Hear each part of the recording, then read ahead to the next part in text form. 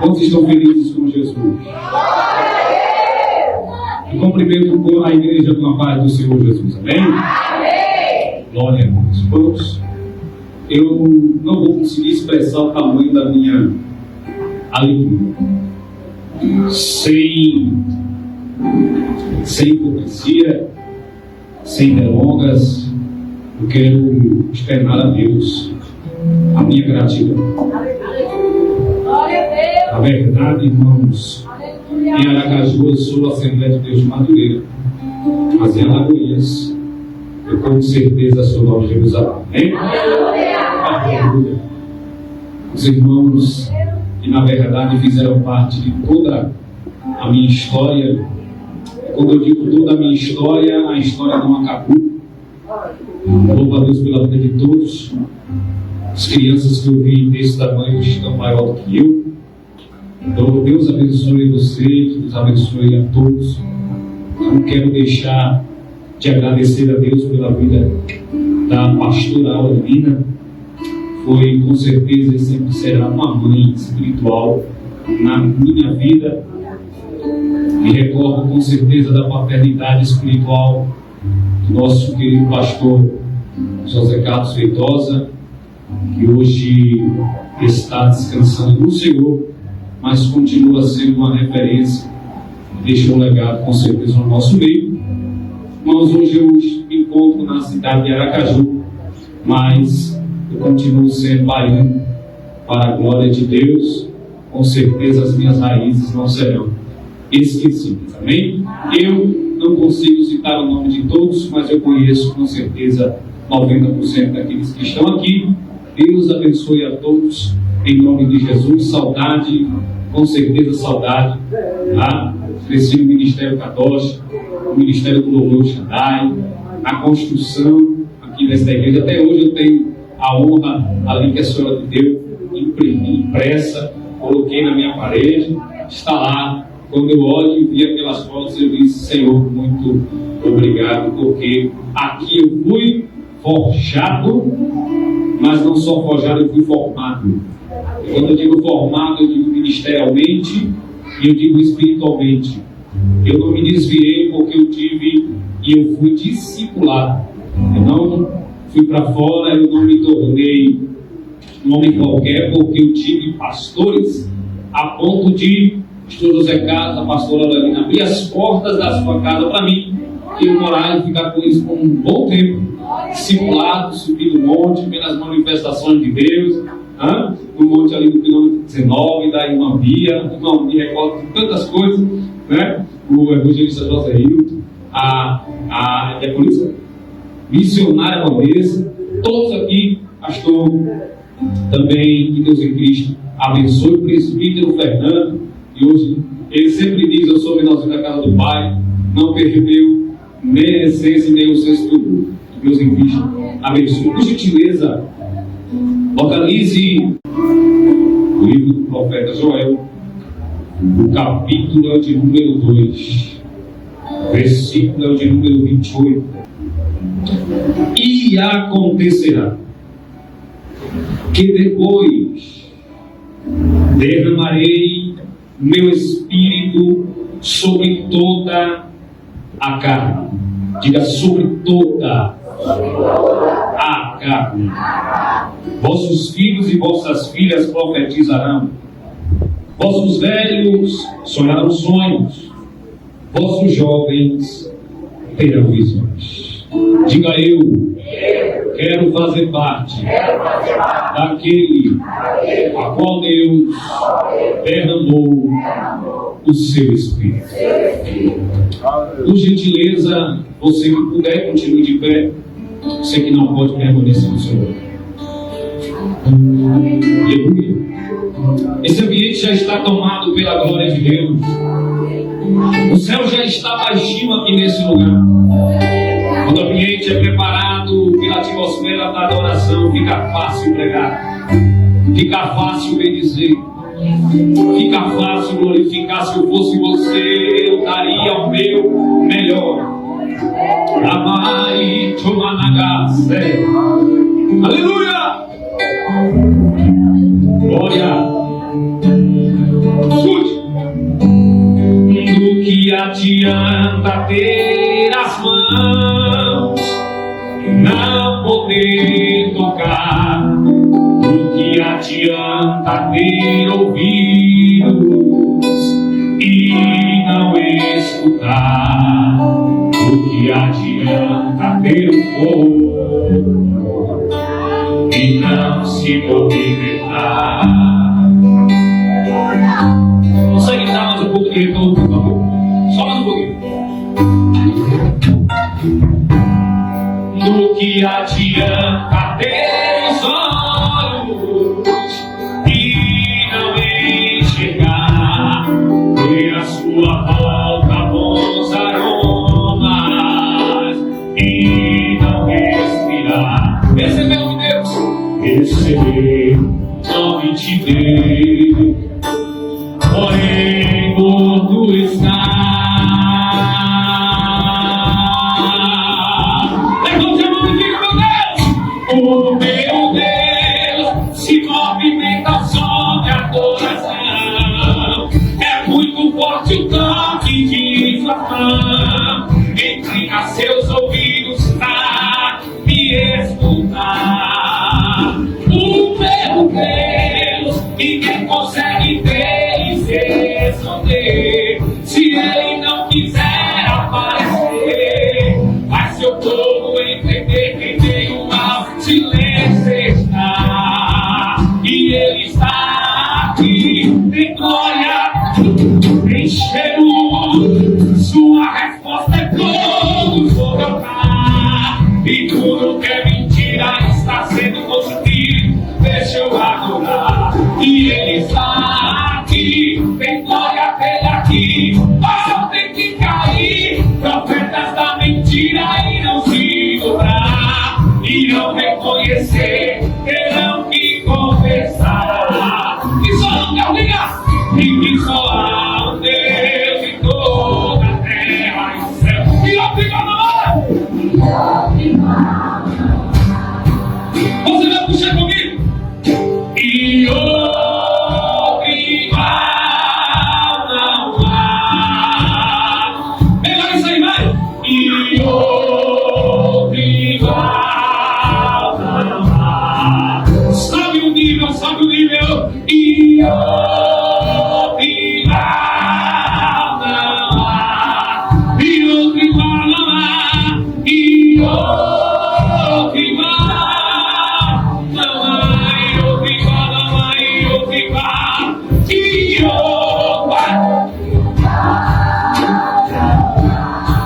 Quando chega o sol e adora ele, e outro igual não há.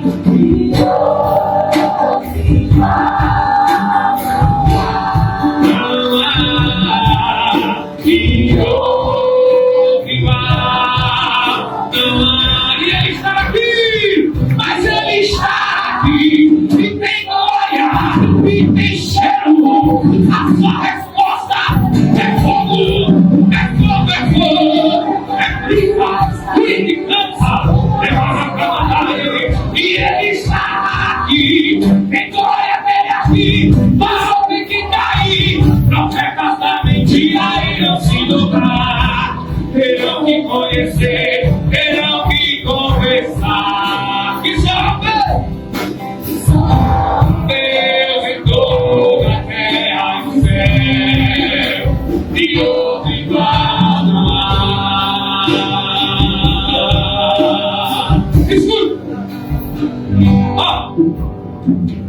Eu tenho um Deus que não vai deixar essa luta me matar, desespero me tomar. Diga, por mais pressão que seja a situação, o controle ainda está na palma de suas mãos. Eu tenho um Deus, eu tenho um Deus que não vai deixar essa luta me matar.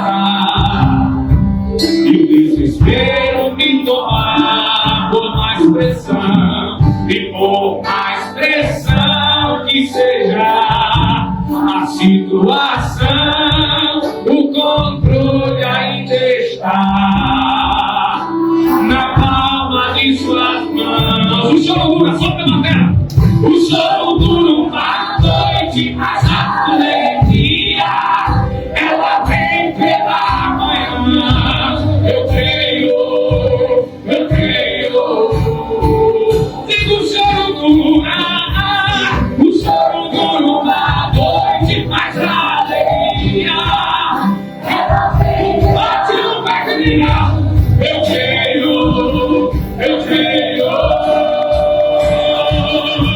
E ainda que a figueira não floresça, que não haja fruto na vide, e o produto da oliveira, todavia me alegrarei,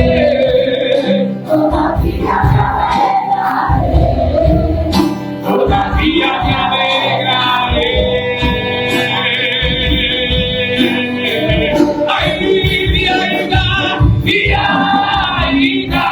E que a figueira não floresça, e que não haja fruto na vide, e que o produto da oliveira, e todavia bate no peito e diz, eu vou me alegrar,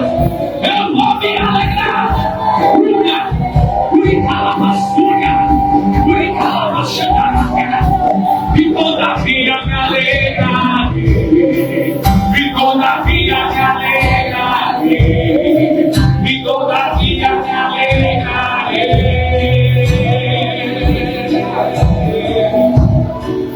Segura! Ele é santo, poderoso, ele é tremendo, maravilhoso, é conselheiro, Deus forte, Pai da eternidade, príncipe da paz. Esse louvor não existe, seu Pai da Santa. Ele é bom, poderoso, maravilhoso, é conselheiro, é Deus forte, é Pai da eternidade, príncipe da paz. Só você dizer que Ele é santo, santo é o Senhor, Rei dos reis, a Ele eu canto e rendo glória. Fica mais, fica mais do que final. Rei dos reis, se Ele é rei pra sempre. E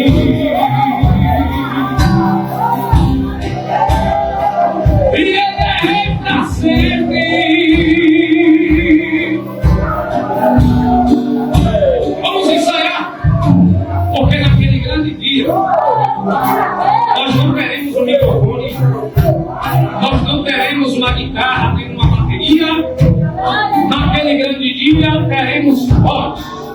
Diga, naquele grande dia terei apenas voz. E como nós vamos adorar a Deus sem instrumento, é fácil. Só para um pouquinho de instrumento, porque quando chegar naquele grande dia, nós vamos apenas estar assim. Santo,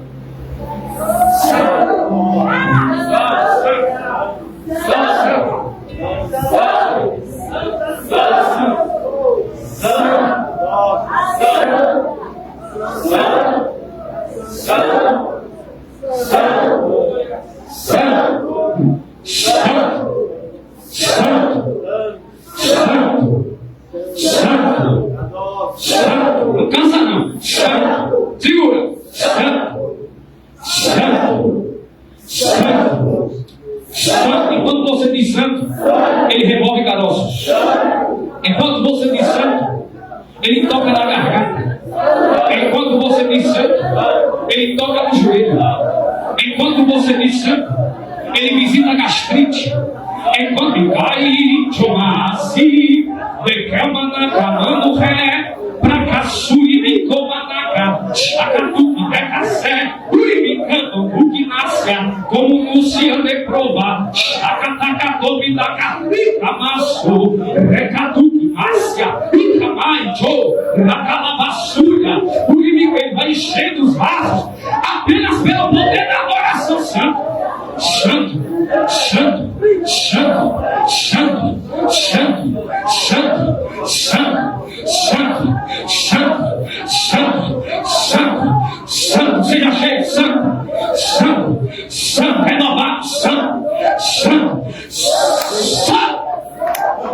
Olha aí, pega os vasos da marcha deles, pega os vasos dessa marcha deles, pega os vasos dessa marcha, derrama pelo Espírito, derrama pelo Espírito, derrama pelo Espírito, derrama pelo Espírito, para o poder da tua glória se manifestar. Aleluia! Isso é assim.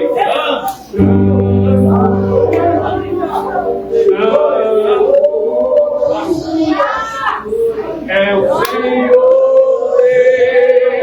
poderoso, digno de louvor, digno de louvor. Tu és santo. Eu cresci nessa igreja cantando.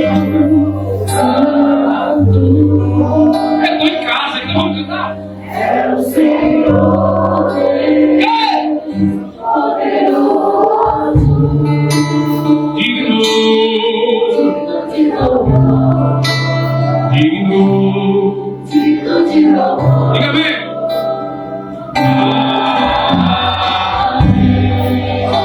Levante a mão para cima e aplauda o nome de Jesus. Será que o nome é Deus em todo dia?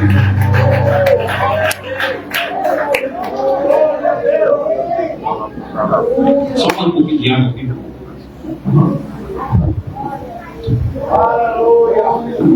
Querida igreja, estamos diante de um versículo conhecido com certeza de toda a igreja. Porque esse versículo é conhecido como um dos principais acerca da promessa de Deus de encher toda a nação, toda a terra, todos creem do seu Espírito Santo. Quando lemos o versículo de número 28 do capítulo de número 2 do profeta Joel, não lemos isoladamente, porque por trás desse versículo temos todo um contexto, temos toda uma história. Não tem como pregar sem um contexto, porque ele existe. Então preciso da paciência de vocês para contextualizar. Joel foi um dos profetas considerado por nós como um dos profetas menores. Quando falamos profetas menores, não significa que ele tinha menos importância que os demais. Muito pelo contrário, tinha a mesma importância, exercia o mesmo ministério. Deus tinha um ministério diferente na vida de cada um, porém escreveu menos. É por isso que é considerado profeta menor, por ter escrito menos. Mas isso não significa que ele profetizou por menos tempo. O que ele resista é pequeno, mas o espaço de uma profecia a outra às vezes durava décadas, anos, para surgir uma nova profecia na boca do profeta. Alguns profetas, como Isaías, vão profetizar por mais de 40 anos. Alguns profetas, como Jeremias, vão profetizar por mais de 40 anos. Porém, Joel está incluído no canão dos profetas menores, e você vai descobrir, lendo o livro em todo, do que Deus realmente estava querendo falar através dele. Não temos, disse que não temos, uma afirmação acerca da sua família, do seu clã, da sua tribo. Todavia, o que a Bíblia registra no versículo 1 do capítulo 1 é palavra de Joel, filho de Betuel.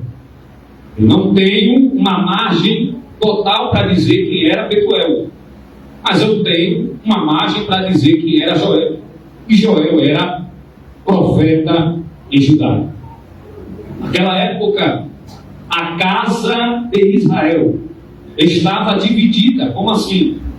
A divisão de 2 reinos em 12 tribos existiu no período do rei chamado Roboão. Quem é Roboão? Roboão é filho de Salomão, que é filho de Davi. Após Davi reinar, Salomão reina. Após Salomão reinar, reina Roboão. A Bíblia vai nos mostrar que no período desse reinado, Israel provocou uma divisão. Havia 12 tribos na casa de Israel. Todavia, uma tribo é exclusiva por Deus e não tem herança na terra. Quem é? A tribo de Levi. Diga a tribo de Levi. A tribo de Levi era uma tribo separada por Deus para trabalhar somente no tabernáculo, no templo. Não tinha herança, mas tinha poder, e o poder era sacerdotal. Não existia a possibilidade alguma de existir sacerdote se não fosse da tribo de Levi e da linhagem de Arão. Não tinha como exercer sacerdócio se não tivesse linhagem e sangue levítico. Deus separa uma tribo e fica com as demais 11 para distribuir terrenos, terras, cidades, territórios, tribos.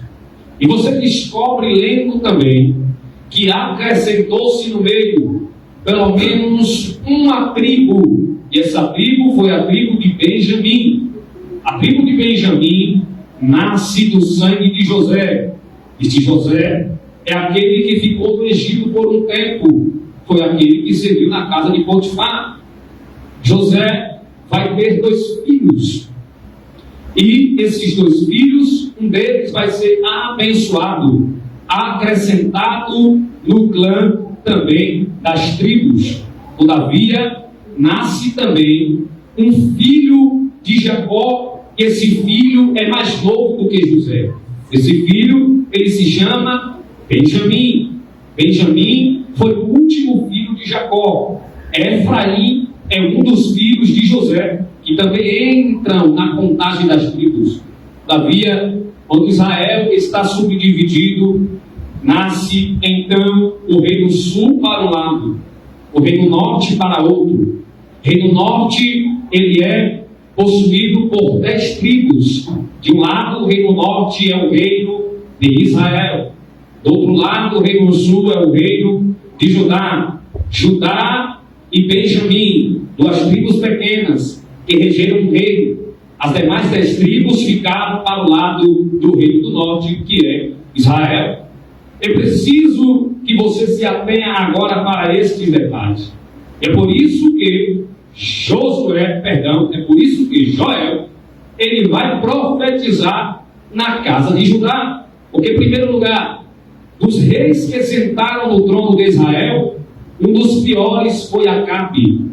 O rei Acabe, ele vai marcar a história como um péssimo rei. E quando eu digo péssimo rei, com todas as palavras, porque na verdade Acabe sentava no trono, mas quem reinava por trás era Jezabel. Então o seu reinado foi marcado como péssimo, idólatra, como reinado ímpio. Aí Deus vai preservar a linhagem de Davi no reino sul, que é Judá. Deus tem uma promessa com Davi. Todos sabem que a promessa de Deus a Davi é: o seu trono será perpétuo. Deus não estava falando que Davi não ia morrer. Deus não estava falando que Salomão não ia morrer. Deus não estava falando que os demais reis não iriam morrer. Quando Deus promete a Davi que o seu reino será perpétuo, Ele está dizendo, porque do tronco de Jessé, Isaías capítulo 11, nascerá um rebento. Esse tronco de Jessé, ou o tronco de Jessé, simboliza uma profecia. Essa profecia, ela vai ser passada de geração a geração da casa de Davi. É Deus dizendo a Davi, do seu reino vai nascer um que será eterno. Ele não está falando de Davi, ele não está falando de Salomão, não está falando de Roboão, nem de Jeroboão. Ele está falando de Jesus Cristo de Nazaré. Jesus é a 14ª geração de Davi. Quando ele nasce sem pecado. Ele reina sobre a terra, mas ele prega um reino, e esse reino estamos experimentando o início dele. Jesus não vai pecar no seu nascimento, não vai pecar na sua vida, não vai pecar na sua juventude, não vai pecar na sua vida adulta, na sua meia-idade, não vai pecar de nenhuma forma, ainda que tentado em todas as áreas. Então a promessa de Deus para Davi é: na perfeição de Jesus Cristo, o seu trono será eterno. O que isso tem a ver com a profecia de Joel? Joel é um dos profetas que mais profetizam acerca do tempo do fim.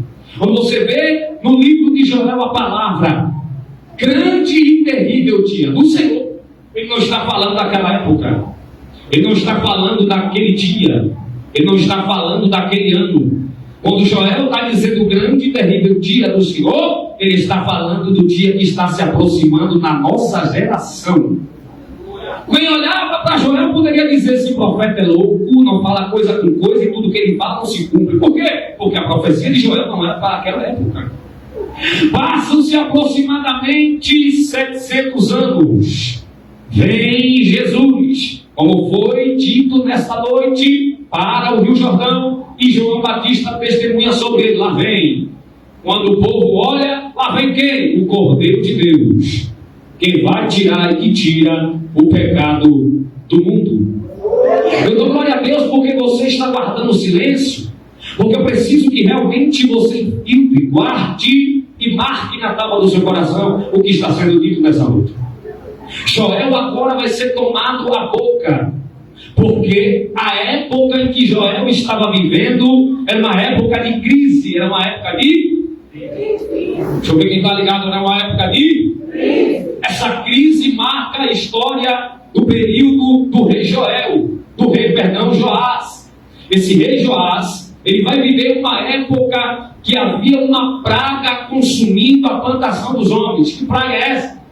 Joel vai começar o capítulo 1 definindo uma praga de gafanhoto, de largatas, de moscas, de toda sorte de pestilência. Deus permite acontecer. Por quê? Porque o povo estava perdendo a essência. E eu vou começar a aplicar nessa noite, porque uma vez que a essência é perdida, Deus permite situações de crise acontecerem, para que a essência volte de novo. Eu vou repetir, porque tem gente que não pegou. Quando Deus permite uma crise acontecer, pode ter certeza que Ele está exigindo que você volte à essência. Porque uma vez que a essência é perdida, Deus tem que marcar a sua vida com uma crise para que você se dobre de novo. O joelho que não se dobrava mais, aí Deus aperta e se dobra, porque nós crentes somos acostumados a orar mais no tempo que Deus aperta. E naquela época não era diferente. Joel estava profetizando em um tempo que ninguém se ajoelhava mais. Até os sacerdotes estavam deixando o seu ministério a desejar. Até os levitas não cantavam mais como antes. Missionário Vanessa. Até os sacerdotes não sacrificavam com zelo. Aí Deus permite uma praga. Eu digo Deus permite uma praga porque no capítulo 2 Deus vai deixar claro que foi a mão dele quem deixou isso acontecer. Permita-me contextualizar. No versículo 25 do capítulo 2 está escrito: eu restaurarei a voz e os ramos que a locusta comeu, a lagarta verde, a lagarta da borboleta e a tarturana, o meu grande exército que enviei contra vós. Deus está dizendo: foi eu quem enviei a praga, foi eu quem enviei a crise, foi eu quem fechei a porta, foi eu quem permiti acidente e enfermidade. Foi eu quem apertei dentro de casa. Foi eu quem apertei no casamento. Por quê? Porque você está deixando a desejar. E quando o crente vai perdendo a interesse, quando o crente vai perdendo a prioridade, quando o crente vai perdendo a essência, aí Deus começa, eu tenho que apertar algumas coisas, porque quanto mais eu apertava, mais ela chorava, mais ela se quebrantava. A adoração era diferente, a pregação era diferente. O interesse na minha casa não era para receber bênção, mas era para me adorar primeiro, para depois receber alguma coisa. Lá vai a igreja Nova Jerusalém. Eu estou pregando para uma igreja que precisa entender que se o seu interesse na adoração mudar, Deus também vai apertar alguma coisa para te trazer de volta.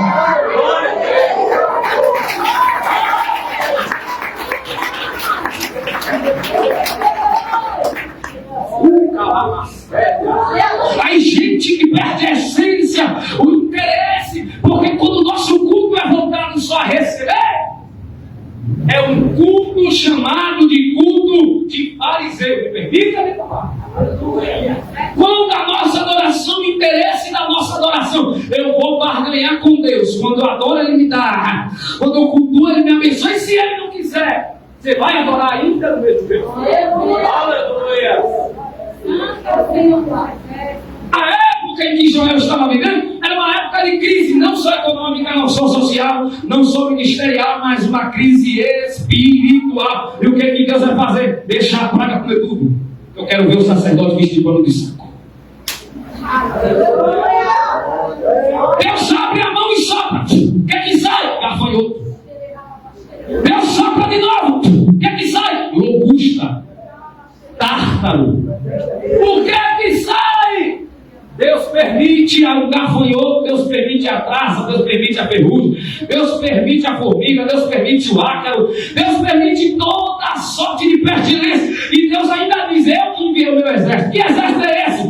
Exército de insetos, mas foi eu que enviei. Para quê? Para você entender que o que você plantou, você só vai colher se eu enviar chuva. Se eu não enviar chuva, você não colhe. Se eu permitir o gafanhoto comer tudo, você não colhe. Aí eu quero ver onde é que está voltado o seu interesse. Se é na colheita ou se é na adoração.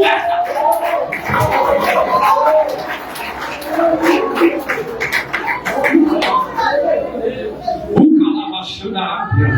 Aí ele começa a deixar claro e definir: foi a mão de Deus.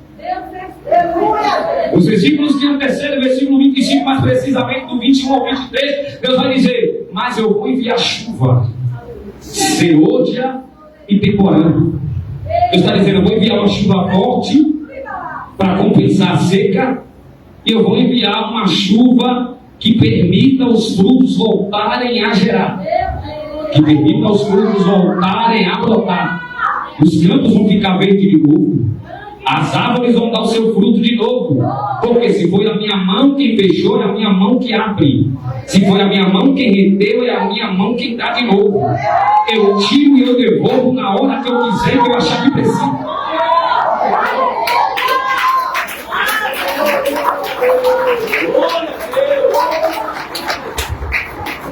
Sabe por que missionário Vanessa e evangelista Joséil? Mas eu falo Jadeil, que é um amigo meu particular, e é cachorro. Sabe por quê? Porque tem gente que atribui a porta fechada ao diabo, quando a mão de Deus é que tem a chave que segura a porta na hora que Ele quiser abrir. O diabo não tem chave de porta nenhuma. Não acho que quem fechou a porta foi ele, porque é Deus que tem a chave. Quer prova disso? Apocalipse vai dizer: eu tenho a chave de Davi, que abre e ninguém pode fechar, e que fecha e ninguém pode abrir. Ele está dizendo: nem o diabo, nem o homem, nem ninguém fecha a porta que eu abro, nem o diabo, nem o homem, nem ninguém abre a porta que eu fecho. É eu que tenho a chave, eu abro na.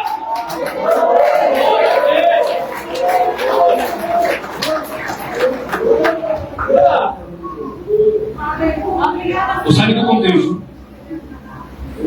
Joel continua definindo quem foi que fez, como fez, por que fez e quando ele vai restaurar.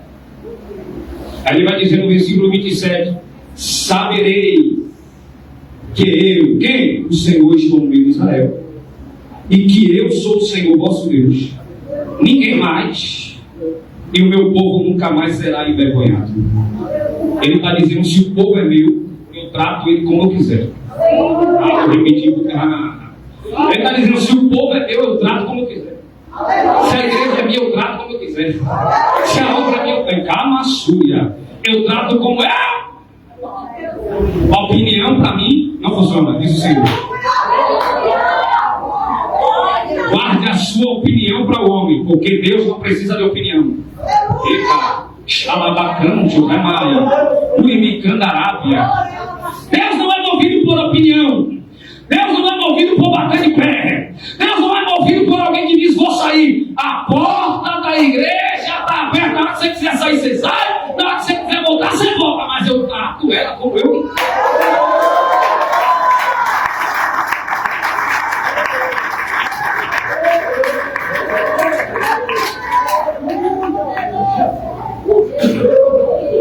Glória a Deus. Deus está tratando o seu povo como seu. Ele está dizendo, isso é meu. Se eu tenho um óculos, eu faço dele o que eu quiser. Eu posso pisar, eu posso jogar fora, eu posso vender, eu posso dar, posso amassar, posso guardar, posso usar. É meu. Se Deus tem um povo nas mãos, se Deus tem um povo no seu controle, Ele está dizendo, eu faço como eu quiser.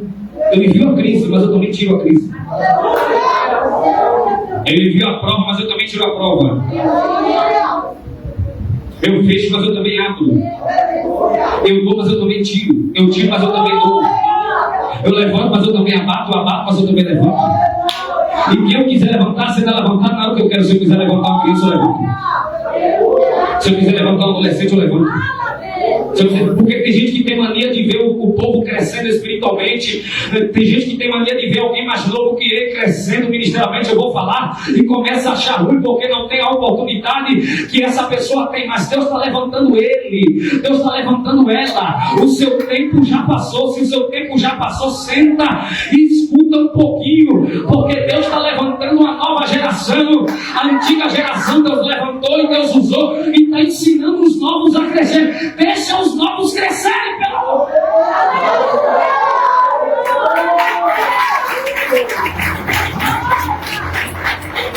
A pastora disse, não se apega o horário, então eu vou ficar à vontade, certo? Amém? Então vai, aí da manhã eu volto. Aleluia! Porque para o seu irmão, eu não serei responsável por ofuscar o ministério de ninguém. Diga assim para o seu irmão, eu vou deixar Deus te usar como Ele quiser. Agora lá vai, sai da frente desse irmão, porque é Deus que está levantando ele. Sai do carro, quem não quiser vai ficando para trás, mas quem quer Deus está chamando. Vem, vem, vem, vem, vem, vem, vem, vem, vem, vem. Só não faz que não quer, dá desculpa, mas Deus está levantando um povo para fazer diferença. Entender a linguagem do seu tratamento. Agora eu chego no ponto crucial. Versículo 28.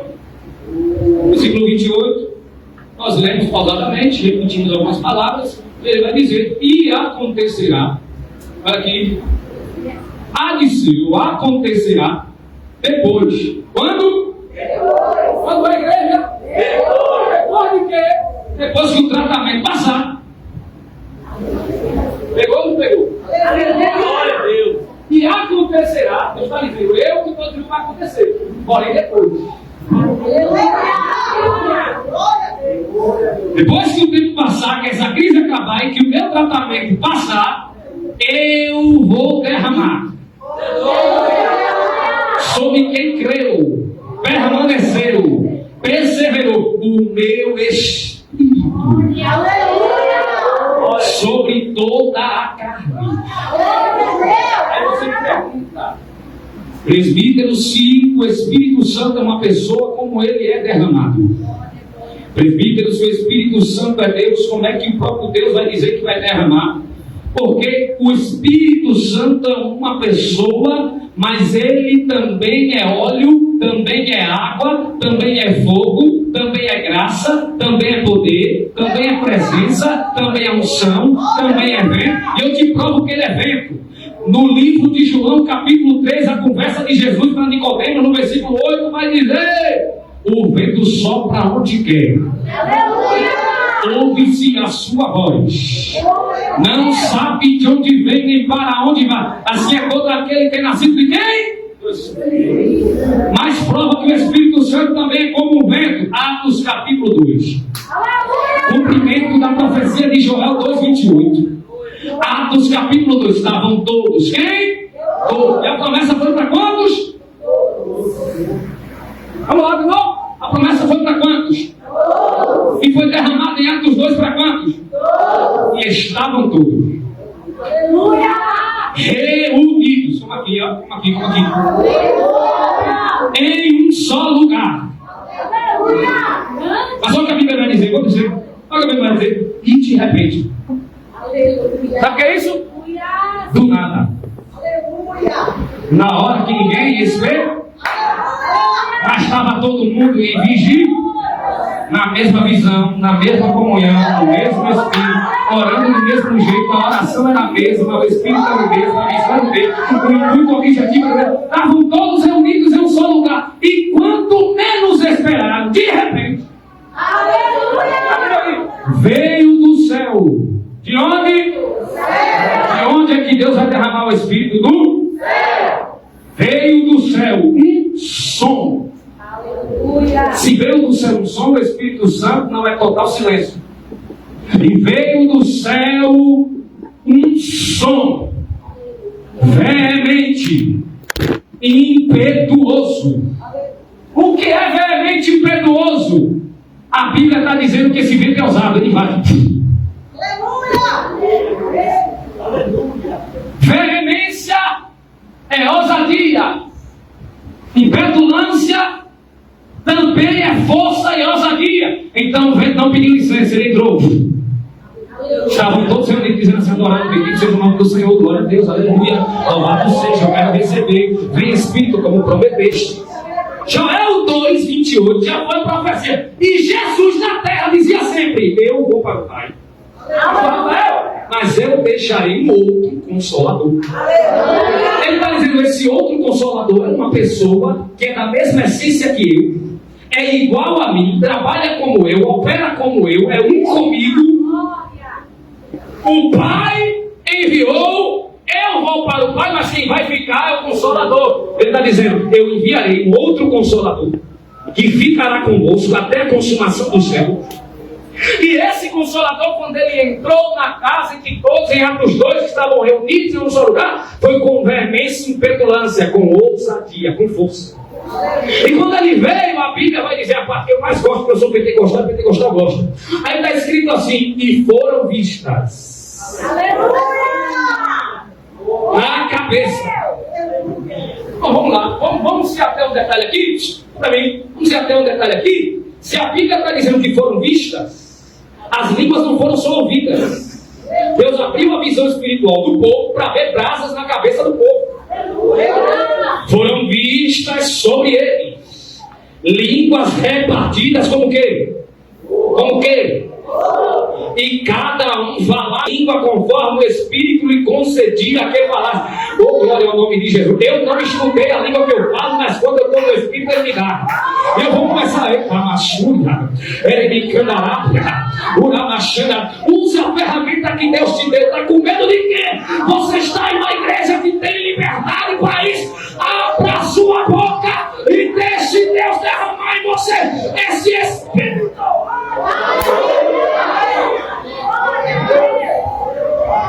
Glória a Deus, aleluia.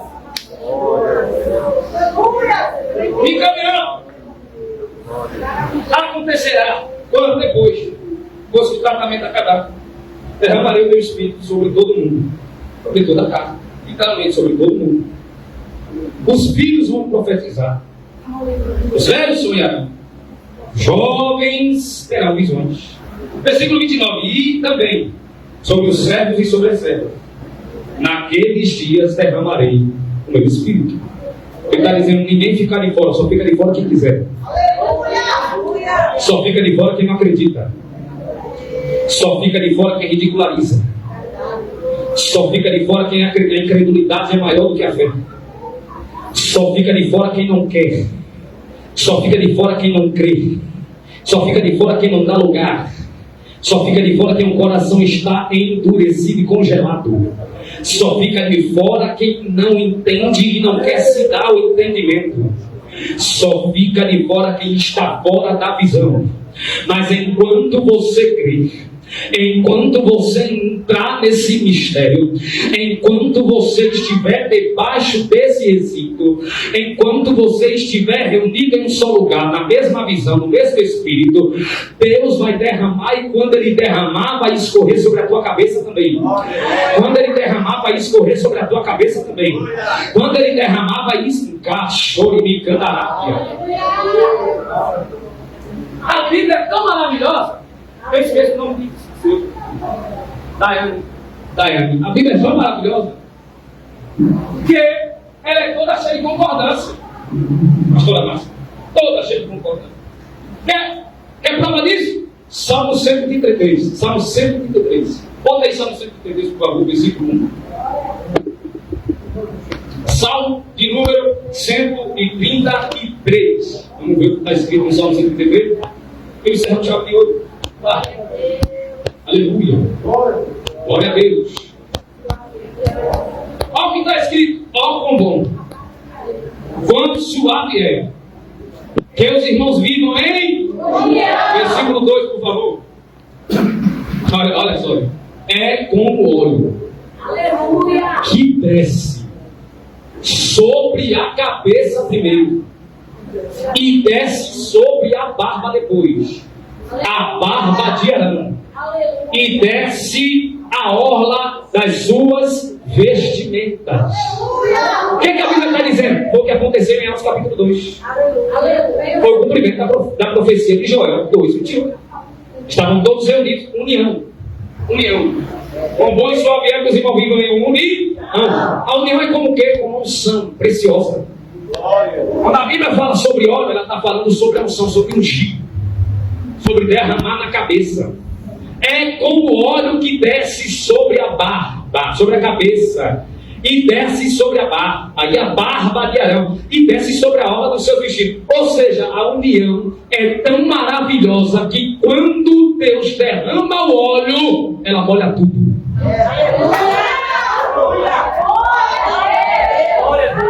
A união é tão perfeita diante dos olhos de Deus que quando Ele derrama o Espírito é sobre todo mundo que está ouvindo. Levante a sua mão em nome de Jesus, e se você estiver enquadrado nessa união, Deus vai te encher desse ano de 2026, vai pegar a sua boca, vai te usar nessa igreja e fora desse Brasil.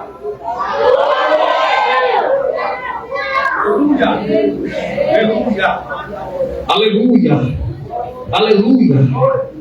E ele vai dizer, versículo 32, acontecerá que todo aquele que invocar o nome do Senhor será salvo, porque no monte de Sião e em Jerusalém haverá livramento, assim como disse o Senhor, e entre os remanescentes, aqueles que o Senhor irá chamar.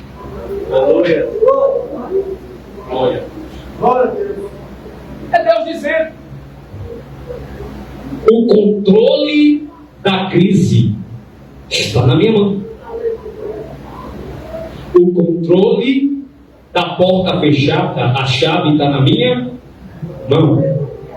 Só que quando você lê o livro de Joel num todo, e eu encerro agora, quando você lê o livro de Joel num todo, você vai perceber um detalhe. Para mim, o tempo todo Deus está dizendo, só tem uma solução para essa crise e acabar. Qual a solução? Ainda é dobrar o joelho,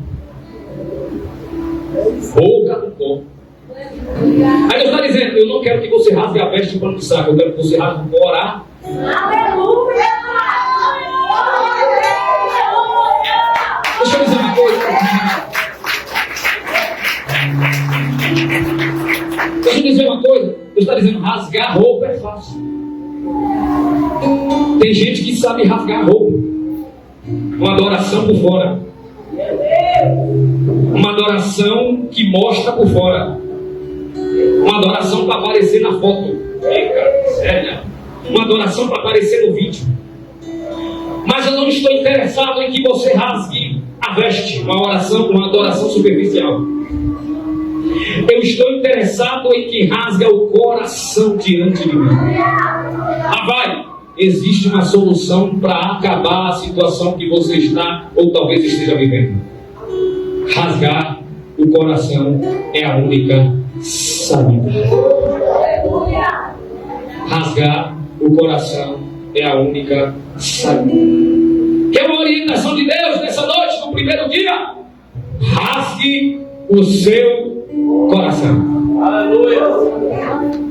O que é isso? Adore com interesse de adorar. Adore por dentro. Adore de verdade. Adore melhor. No capítulo 4 de João, em que o varão leu, Jesus vai falar no versículo 24 para a mulher samaritana que estava no poço. Ele vai dizer: chegará a hora, e agora é. Chegará a hora, e agora é. Ele está dizendo, vai chegar a hora, e já começou, em que os verdadeiros. Se Jesus está dizendo que tem verdadeiro adorador que vai estar procurando, é porque Deus também acha e encontra os falsos. Os verdadeiros adoradores adorarão em espírito e em... Mas no meio dos verdadeiros existem aqueles que rasgam as vestes e rasgam o coração. Eu te convido nessa noite a um altar de adoração. Por gentileza, se coloque sobre os seus pés.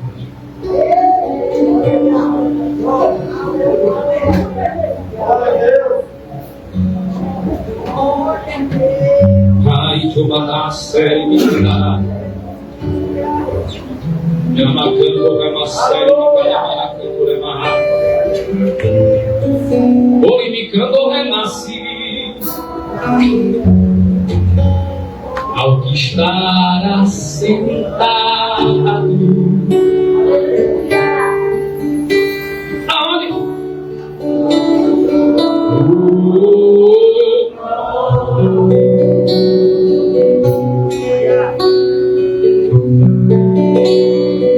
E ao Cordeiro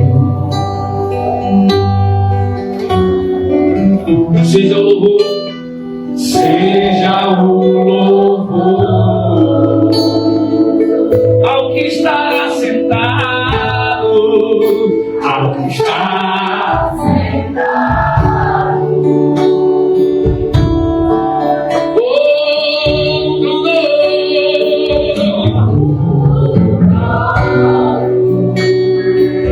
diga aí ao Cordeiro, e ao Cordeiro.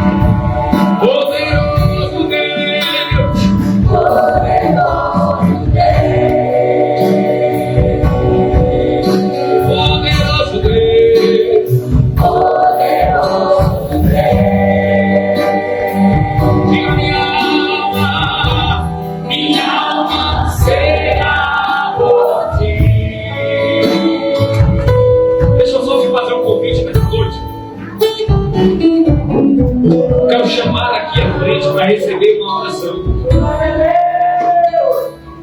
Aquele que precisa entender o processo que está vivendo. Aquele que precisa urgentemente de um renovo do Espírito Santo de Deus. Isso. Você em algum momento se encontrou perdido sem entender o processo. Às vezes você olha e diz: para que é que eu sirvo? Por que eu nasci? E qual é o meu chamado? Será que eu tenho algum? Você vê Deus usando 1, 2, 3, e você ficando para trás sem entender o processo. E Deus está dizendo: eu não atraso o processo, mas você pode atrasar o seu processo. É possível eu atrasar o meu processo se eu não me alinho rápido? É possível eu atrasar o meu processo se eu não entro logo na brecha? Deus está convidando alguém a se alinhar, a entrar na brecha e fechar a brecha. Você entra nessa brecha, entra nessa visão,